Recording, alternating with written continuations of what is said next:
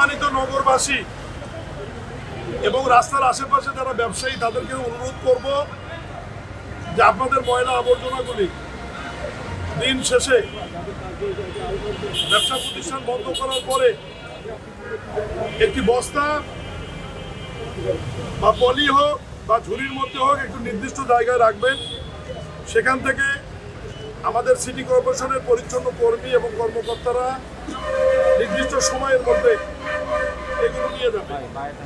আপনারা যদি ময়লাগুলি ঝুড়ির মধ্যে বা পলি ব্যাগের মধ্যে বা বস্তার মধ্যে সংরক্ষণ না করেন, এরকম যদি যত্রতত্র ছুটিয়ে রাখেন, ঝড় বৃষ্টি হলে এগুলো উড়িয়ে বিভিন্ন জায়গায় চলে যাচ্ছে। আবার পানি নিষ্কাশনের যে পয়েন্টগুলি মেন রাস্তায়, এই ময়লাগুলি গিয়ে আবর্জনা গিয়ে পয়েন্টগুলো বন্ধ হয়ে যাচ্ছে। এখন বর্ষা মৌসুম, হঠাৎ যদি 1-2 ঘন্টায় 50-60 মিলিমিটার বৃষ্টি হয়, তাহলে এই অঞ্চলে এমনিতেই হাঁটু পানি হয়ে যাবে, শুধুমাত্র ময়লা আবর্জনা পানি নিষ্কাশনের পকেটগুলি বন্ধ করে দেওয়ার জন্য।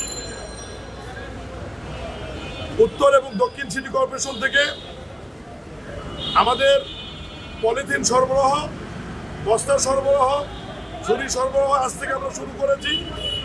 এটা আমাদের অব্যাহত থাকবে, কাউন্সিলিং অব্যাহত থাকবে। আমরা সচেতনতা বৃদ্ধির জন্য আমরা কাজ করব। এরপরেও যদি আমরা দেখি যে আমাদের কথা কেউ শুনছেন না, তখন সিটি কর্পোরেশনের বিদ্যমান আইন অনুযায়ী আমরা জেল, জরিমানা, ট্রেড লাইসেন্স বাতিল সহ যে সমস্ত ব্যবস্থা আছে সেসব আমরা গ্রহণ করব। এবং আমাদের নির্দিষ্ট টিম আছে এবং আপনাদের আমি সহযোগিতা চাই, ইলেকট্রিক মিডিয়া, প্রিন্ট মিডিয়া এবং সোশ্যাল মিডিয়ার ভাইদের, যে আপনারা আমাদেরকে একটু সহায়তা করেন।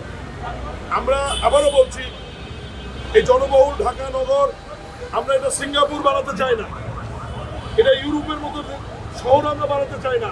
মোটামুটি সাধারণ মানুষের বাসযোগ্য যাতে একটা শহর হয় এবং ময়লা আবর্জনা যাতে আমরা নিয়ে পরিষ্কার রাখতে পারি, এভাবে আমাদের সহায়তা করবেন।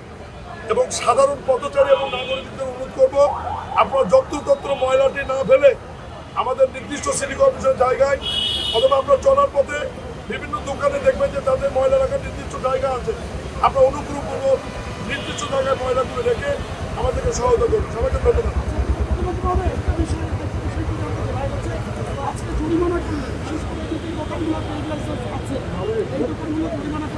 লাইটটার পিছনে এত ডিস্টার্ব করতেছে, দোকানের লাইট নিচে নামাই দিবেন।